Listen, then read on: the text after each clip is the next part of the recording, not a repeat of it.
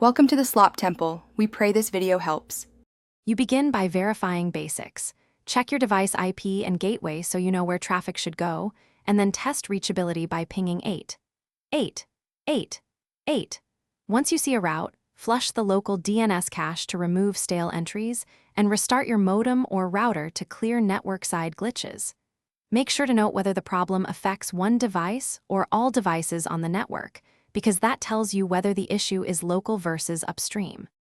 Once done with initial checks, switch your DNS to a known public resolver like 1, 1, 1, 1 or 8, 8, 8, 8 because it isolates ISP DNS failures.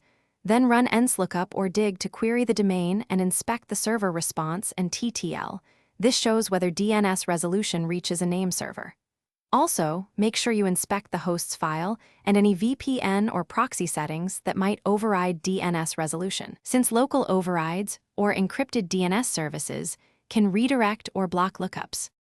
To finish, reset the TCP/IP stack with netint IP reset and reboot your machine, because corrupted network stacks often cause lookup failures. After reboot, test resolution again, and if needed, try a mobile hotspot or another network to confirm whether the issue is your ISP. If problems persist, temporarily disable firewall, antivirus, or IP6 to see if they block DNS. This isolates software conflicts. If resolution works on another network, contact your ISP and provide your nslookup results and timestamps. Thanks for watching. Consider subscribing if we helped you.